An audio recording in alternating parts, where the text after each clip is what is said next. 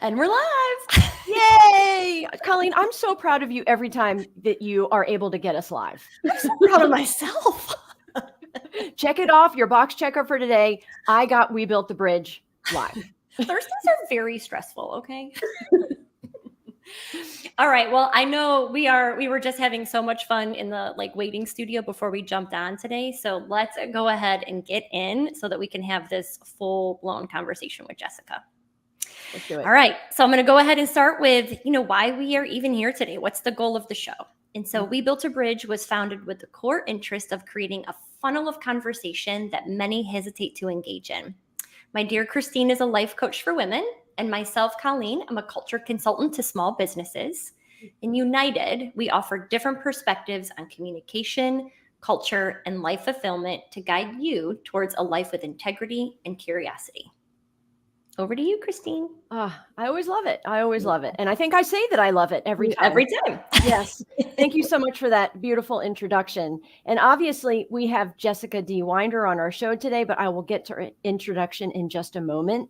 Just a quick little recap. So if you've watched the last 2 episodes of We Built a Bridge, you'll notice that we're revealing more about ourselves, what we go through every day, and how we show up at work and in life. The recent episode topics happened both on purpose and organically as we geared up for today's episode. The thing is, you can plan for all sorts of outcomes, but life will step in and try to detour you. It's what you do during the detour that matters. I connected with Jessica in the fall of 2022, and I was determined to nurture our connection. I knew I was engaging with an absolute powerhouse, and I was willing to learn anything she was teaching. And believe me, she's teaching all the time. She was always so kind and made me feel like I was one of the few people sending her a DM, when in reality, her inbox was blowing up with hundreds to thousands of people wanting to communicate with her. Meet a working mother of twin daughters, celebrated for her expertise as both a keynote speaker and career coach. With a pragmatic approach and a passion for fostering leadership development, she leads Hidden Gem Career Coaching and authored The Hidden Gem Within to guide individuals and organizations toward unlocking their true potential. Jessica, Colleen, and I warmly welcome you today. Thank you so much. Sitting through hearing about myself, I'm like, ugh. But it's like the weirdest thing to hear your own bio. But thank you so much. I'm so excited to chat with both of you. Oh my gosh. And we are so happy you're here. I think we asked you a couple of months ago and just are so thrilled. But of course, before we jump into our conversation with Jessica, we have to start with an icebreaker and the question everyone today is dying to know. And well, many of us have pet peeves, and we usually have at least one.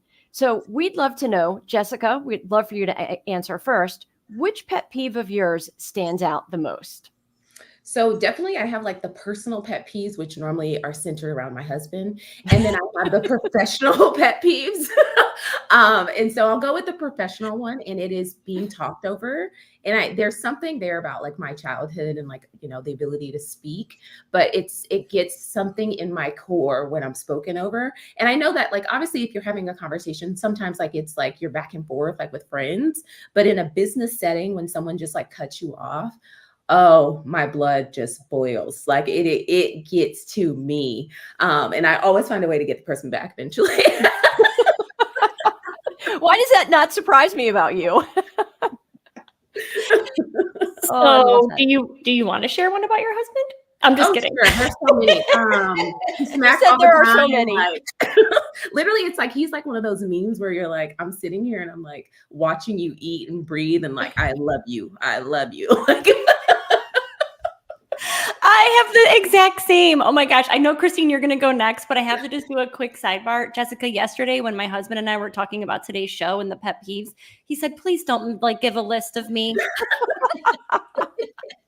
It's a total thing. Like, he's my best friend. I love him to death, but nobody irritates me like he does. Oh my God. That's true love. I mean, that's when we know we have love. Yeah. Okay. So thank you so much for sharing both of those, Jessica. Those are, I think a lot of us can relate to them.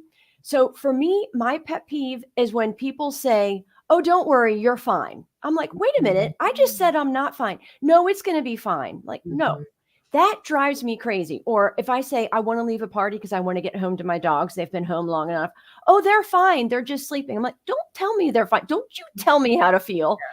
Drives me absolutely bonkers. And I've started saying that. I'm like, no, you don't get to tell me how I feel or what I want to do. So it's like, bam. That's a good one. That's a good one. Yeah. All right. So then mine. So I had to think Aside about from this. Scott. Aside from Scott, who I love dearly as well. Okay. So my pet peeve is the use of the statement, blood is thicker than water. Woo. Mhm. Oh, I feel that. Oh, I feel attacked. Right? Okay, because here's the thing. It's another one of these phrases that has been adjusted to benefit a desired narrative, which is that the family bond is the strongest. But again, if you dig, which we talked about research before we got on this call, before we got on live together, you'll find that this phrase is actually, this is what it actually meant to say. The blood of the covenant is thicker than the water of the womb, which is emphasizing the significance of a strong relationship or the strong relationships that we form outside of our family. Mm. And so it was been 100% made to fit into whatever narrative. And so when I hear that, I'm like, anyways, yeah. So that's it's like, wait, but do you know the whole saying? Because that changes everything. Yeah. Good one. Okay. So Jessica, to our first question. Let's do it. Oh my gosh, I feel so serious all of a sudden, Colleen. Okay. Okay, so you are known to be an individual who challenges the status quo, which I know Christine and I are marching right alongside with you. Mm-hmm. So with that, is there a correlation in your family dynamics or upbringing to who you are today as an individual who challenges the status quo? Or was there an aha moment that happened in your life that nudged you to be one that pushes the needle? So it's a fully loaded question. So answer it in however you want to take that. Definitely a little bit of both. So I will say as a child, I was extremely shy, like so shy. Like growing up, I was always with my family. So when I do remember like going to school and having a full on breakdown because it was like, these people are not my family and I'm not used to being there. And I remember this sweet teacher, like my mom left and I was like losing it. And she like sat me in her lap and I like literally followed her around like a little duckling all day. And she just like let me sit in her lap. So I was so shy. But with my family, I was not shy at all because I was so used to being around them. And I'm the oldest daughter. I have actually an older brother, but he grew up in a different state. So growing up, it was just me and my younger sister. So the dynamic was I was absolutely bossy to her. So I thought like, I'm the mama of you. Like, I get to tell you what to do. So she was my first like, minion of me being like, let me practice. What is it like to be a mama? And I'm going to teach you how to do all these things. But then that was like early, like kindergarten, first grade. And then I got to junior high and I was bullied so severely to the point of my parents like taking me out of school. And I look back at that and it really did, it makes me emotional because it did something. It changed something in me when I was bullied. And I was bullied so severely to being suicidal in junior high. And so it was such a big deal to me to feel like I didn't have a voice. And mind you that my parents took me out of school. So they absolutely tried to protect me. They got me in therapy. They did everything they could with the school and like trying to get me away from this girl. But it absolutely like did something to me. And I remember thinking back, like once I got out of high school, I remember thinking, I'm going to be so vocal now. Like no one's ever going to treat me like that again. And so it absolutely stems from that. And from that experience, it changed me. It changed me in a lot of ways. Wow. Gosh, Colleen, I know you have a question, but I have to ask this really quick. Jessica, first of all, thank you so much for being so open. You just went into a whole mental health bucket there, which I really, really appreciate because that's how we are on this show. It's so important. We talk about all the things. But I know that you said, so you went, your parents pulled you out of school. It's just awful to be bullied to that extent. Nobody deserves that. Mm-hmm. And then you went to therapy, you got treatment, but what is it that you think happened in yourself? So what were those conversations that you had? What did you feel you had to really overcome to get to that point where you said, nobody's going to, crush my voice anymore. I'm going to have a voice. I think it was my extreme ability to people please. So even as a kid, I wanted everyone to be kind and I just like wanted everybody to be friends. So I even think at that age, I did not understand why I was being singled out. Like I truly to this day don't understand why this young lady decided that I was going to be her victim and she just would not let up. Um, and so I truly don't. I don't know why. And I think that was one of the things for me that was so perplexing was like there was no rhyme or reason. It wasn't like I had done something to this individual. Now looking back as an adult, I think that it definitely had something to do with like socioeconomic status and some of that played a part in like why I was being picked on. And this young lady was unfortunately like in foster care and like there were some things, a lot of things going on in her life and I was just her target. And so I look back as an adult and now as a mother and I feel I want to like give her a hug. Like she had something going on and I was just the target. Mm-hmm. And yeah, I echo what Christine just said. Thank you for going there. Thank you for sharing that. I think I got emotional with you just because of not my own personal bullying, but just others that I know, and it put them in a very similar state of mind. I just have a very low tolerance for any form and regardless of age. So thank you for going there. So what the follow-up question that I had is, and this is also kind of asking you to go back. Yeah. So as you started coming out of therapy and saying to yourself, like, this is not going to happen, I'm going to have a voice. What was it like to start to then test your voice in the waters going forward? And like, do you remember like what you tested it with and any like emotion or fear? So can you peel that layer back a little bit? Oh my goodness. There were so many missteps once I was trying to find my voice. I feel like I was one of those people that I was like, okay, I'm going to say everything now. Like I like went from like 0 to 1,000. So I went from like meek, mild, I'm not saying anything, I'm shy, to like, you better never look my way. Like, don't you, like, did I see you make a face at me? Like I went like the pendulum swung too far to where even my friends were like, okay, like, now you need to chill out. Like you don't have to say everything that you think. Like I went too far. But I think I really didn't have like a model of like when it was appropriate and when it was not. And I think I absolutely had to learn that the hard way. And the way this showed up in the world of work is that like when I first got my first job in HR, I kind of swung back to the being shy. Like I swung back to that state because it felt safe to me. Like that's my truest form. I have, learned how to present myself and speak up and all those things. But my truest form is like shy, let me be by myself, Jessica. Like this is like a learned state of being. And so when I showed up at work, that's it definitely how I showed up. And the more I saw the way that things were done and maybe I didn't agree with it, the more I thought I'm going to remember this and I'm going to write about it. Or I remember at a previous job, I had a little book, like a little notepad, and I just had a manager who worst manager I ever had. And I would write things about, and I would say, when I become a manager, I will not do all these things that this person was doing to me. And so it just kept building from there.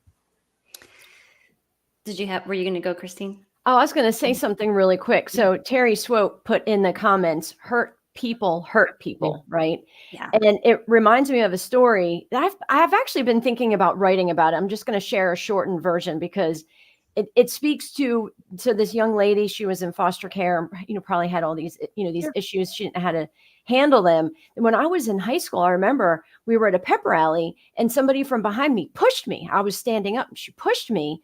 And I turned around. I said, "Why'd you do that?" And she said, "Because I asked you to move and you didn't move. You ignored me." And I said, "I didn't hear you." And so everybody now is filtering, out of that stadium. And I'm walking down and she and her friends are nudging me and they're still kind of fighting me. And I'm like, what is going on? And first of all, I am not a fighter. I cower down. It's just not my strength. And I'm walking. Well, she and her friends are just kind of going at it with me. Well, she ends up pushing me really hard up against the locker. And a teacher came and separated us. We ended up having to go to the principal's office. And it came up that she said, "You were ignoring me like you always do." And I said, "But I don't know you." And she said, "You and your friends walk past me all the time." And I said, "I don't know if I've ever seen you." And she said, "Exactly." And I still get goosebumps and like my whole chest sinks when I think about that. How unseen, unheard she felt in a high school, in this school. And I remember feeling like, oh my God, that's awful. And Yeah. so, that hurt people. She wanted to hurt me because she felt hurt. And it's, in retrospect, right now that we're older and we're adults, we have a lot more wisdom within us, but it's really rough. Colleen. Yeah, well, I want to call out Carlos's comment where he said, "I loved Jessica was able to turn a bad experience into positive action for all to benefit." So I totally echo that as well. Yeah. So I have another follow-up question. Yeah. And this may kind of take us into, the other question that we have teed up for you. But so as you started to learn and you started to use your voice, I love that you had that notebook where you would write stuff down. That's what a brilliant idea. So then now, like, fast forward to this platform, social media, and you have a really strong voice on this platform. Like, how did you find your way to temper and or not temper Yeah. the delivery? So I'd love to hear more about that. Yeah. I mean, some of my most viral posts are the ones that I thought I was like, this isn't, I'm just saying what I think. And people are like, oh. So I think it definitely has been a mix. I started writing on like LinkedIn probably 2020. And it was more along the lines of just me like saying like, oh, hey, this is what's going on with me. I had started my career coaching business. So it was really just me talking about career coaching is how it started. And then it started me being like, oh, I want to talk about my experience in HR and like help people and give them insight. And then it kind of became I want to tell people about my experience, my lived experience as a woman of color in the world of work and things that have happened to me, things that have happened to friends of mine, and just like put it out there and like maybe the collective, like we can talk about it. And I had no clue, like most people would tell me, and I still get this to this day, like, I've never met an HR person like you. And I guess I take that as a compliment. But it's one of those things where people are like, oh, I didn't know that you could say these things or that you could speak up. And I say, why not? Like, why can't I tell you about my experience? And wouldn't you want to hear it from somebody who's worked in HR for 13 years? Like, why not let me tell you what's going on behind the curtain? And a lot of it is me trying to tell people like, this is what's going on that maybe you're not seeing, or maybe you don't know about because you're not in those leadership meetings, and how to like help you move forward. And so that's always been my intention, is to tell people what's really going on. And sometimes I think that gets misconstrued as like, I'm trying to, bash HR. That is not my intention. My intention is to speak about things that are going on so that we can be better. And I think that's the only way to do that. I so appreciate what you wrapped around that. How do we do it better? Yeah. Thank you. Thank you for allowing me to go a little this way. I love it. I always have so many questions. I'm like a question nerd. All right. So I'm going to lead us into the next question, Jessica. So, and it's possible that you did this in years prior, but the first time I saw it was Thanksgiving of 2022. You posted on LinkedIn that you were available to support. Look, what's happening? Let me start again. On Thanksgiving of 2022, you posted on LinkedIn that you were available to support others and connect with them on this particular day. So on Thanksgiving, actually, if there was a need or desire, what was at the root of you opening yourself up to others on this particular day? Yeah. So another thing that makes me emotional. So one of the things that has been really important to me is to like speak about my experience. And so I want to be really transparent and say that I have absolutely struggled with addiction. And so I got sober in 2020. So I got sober January 13th of 2020. So right before the pandemic started. And it was really, really important to me. I went through a phase where I felt very alone and isolated. And part of that was the pandemic, but part of that was I was getting sober. And so I remember how it felt when you feel like you don't have other people to support you. And mind you, my family absolutely supported me, but we were going through some trials and tribulations when it came to my sobriety. And so holidays are just really, really hard for a lot of people. I have a big family, and so I'm always surrounded by people. But I also have a close friend who told me that year that that was the first year his parents had passed away. And he said that was the first year that somebody had thought enough of him to invite him to their Thanksgiving. And it chokes me up because it crushed my soul. It crushed me that there were people maybe on Thanksgiving, on any holiday, that had nobody to talk to. And so I put that message out there to say, like, if you need someone today, please call me. I actually gave my cell phone number out to people. And I said, call me, text me, we can talk. And people actually did. Like, I talked to several people that day that just reached out, and we just had like funny conversations about whatever. And I was telling them about my crazy family and it was great. But I through the process of being in AA and like things that I've gone through, I know that community saves people. I know that it saved me. And so I always want to do that for other people. And so that's why I did that. And I've done it multiple times. Mm-hmm. Wow. Yeah. And I have to tell you that you inspired me to do that this past year. So leading up to New Year's, which it can be a really, really lonely time, I offered the same thing. And I didn't get anybody that reached out on that actual day, but that didn't matter. It was the message, right? It was letting others know that there is a community. And so I want to thank you for inspiring me to show up better in my community. And I just so impressed by you and what you've done with what you've learned in life, taken difficult situations that you've gone through and shared openly about it. Because, it's like, we all think, oh, look, she's beautiful. Her hair is wonderful. She's got a beautiful, suit on. But, underneath it, there's a lot of scabs and scars. Yeah, so much more. And I always like to say that for me, my addiction showed up very, like a lot of people talk about having like a rock bottom. That wasn't my situation. I still had a job. I was very successful. You would have never known when you knew, you knew. And when people would come to me and I would talk to them about it, I had this thing when I first got sober of not telling people because I was ashamed. And I had someone who told me that, like, hey, maybe this is also your way of trying to get out of this, because if you don't speak about it, if you go back to drinking, then nobody's going to know and nobody's going to question you. So as part of my sobriety, I said, okay, well, I'm going to tell everybody. So that way, if something ever happens and I make a mistake, I will be held accountable for it. So that was part of the reason that I started talking about my sobriety everywhere. So anybody that knows me knows that I'm sober. And I did it for that reason, to hold myself accountable, because secrecy is what got me to where I was. Gosh, that's so powerful. So powerful.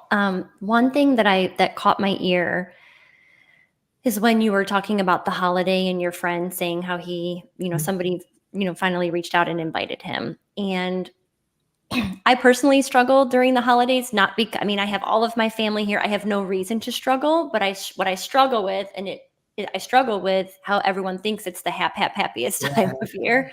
And it's not for a lot of people. And I only know that because my sister, she's a special ed teacher up in Cleveland, Ohio, and she teaches high functioning children, 9th and 10th grade. And she's been a teacher for 20 plus years. And I'll never forget her educating me and telling me this is actually the hardest time for these students, because they're leaving stability to have to be home into an environment that isn't great for them.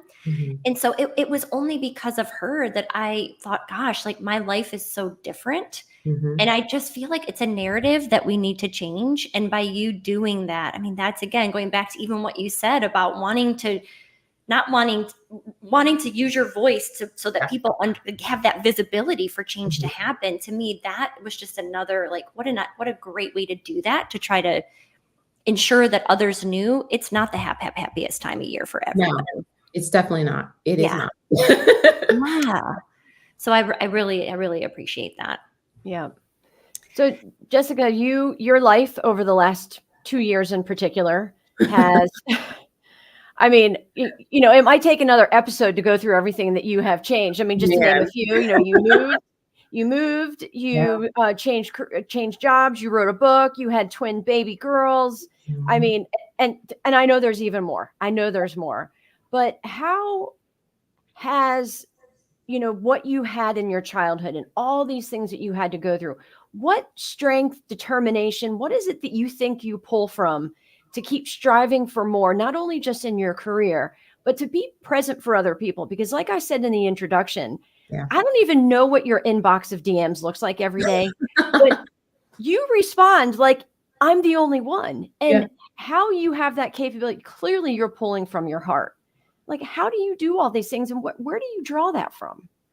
Yeah, it absolutely is coming from my heart. And it's funny that you say that about my inbox, because people message me all the time. And then when I message them back, they're like, oh, I didn't think you would respond. And I'm like, oh, hi. Like, I literally had somebody message me yesterday, and it was just her saying, like, your story resonated with me. And I instantly sent her a message back and was like, hey, do you want to talk? Like, do you want to like get on a Zoom? And she was like, I did not think you would respond. And I was like, yes, I actually see my messages and I do respond. But it's funny because I think of it as it's really a way for me to give back. I see it that way. I absolutely see it that way. And I also want to always be there to like be a sounding board and like push people forward. So like talking to people is also a way for me to say, this is what's going on. Like, let me help you. And at my core, I consider myself to be a coach. So, even though I've been in HR for 13 years, I say I've been coaching, whether that's leaders, employees, whoever, even in my personal life. Like, I feel like I'm everybody's coach in my life too. Like, I've just been doing this for so long. It's like second nature to me. And I think I come from a family of teachers. So to your point, like, I feel like it was always in me to like want to teach people and want to be an advocate. That's also something that's really important to me, is that I am an advocate for other people that might not be able to speak. So I talk to people all the time that are more junior in their career. And when I was more junior in my career, I could not be as vocal as I am now. So I want to acknowledge that like my power, or more of my power, has come the higher I've gone. So, when I was in a senior vice president position, I could say things on LinkedIn and, okay, who are you going to tell? My CEO? Will tell him, And people did, there were absolutely people that would screenshot my post and send it to my CEO and be like, this is your HR person. And he'd be like, yeah, I love her. So we had a great relationship like that. But you see what I'm saying? And when I was more junior, that would not have been the case. Right. So I think with more responsibility and more power, you should be more vocal. Yeah. Yeah. So because I am the time monster, time trapper keeper, time bandit, time sheriff. I mean, I don't even know. All the things. I'm looking at Megan's question, and we're not going to have time for it because we have to stay true to the 12 to 12:30. But if it's okay, Jessica, I'm going to ask Megan to send that message to you in your direct message, because it's a great question. Yep. So again, I wish we could ask it, but I'm going to have to wind us down so that we could be honest to our audience. Yeah, that's right. That's right. So thank you so much. And I know, again, we'll say thank you again at the end, but Jessica, thank you for being here, for getting raw and real, and for everyone that joined us today to support us and Jessica. Really appreciate everyone joining. So at the end of the day, we go live every other Thursday on LinkedIn and YouTube from 12 to 12:30 p.m. Eastern. And then we release our brief pre-recorded show on the Thursdays in between as a teaser to invite your comments and discussion into that upcoming live show. So as you can see, we are as predictable as middle child syndrome. And what I've learned, eldest child syndrome as well. So yes. Jessica, you probably got a little of that as well. So with that, we'll drop our next pre-recorded episode on YouTube Thursday, April 25th, which will be a warm-up to the live episode that we'll host on May 2nd. So again, thank you everyone for joining us. We're excited to see you on May 2nd. Jessica, thank you so much for being here. Yes, thank you. You're the best. Thank you. You're wonderful. Thank you for all the things that you teach others, me, and anybody else. Thank you. So thank you. Have a good week, everyone. Bye, everybody. Bye.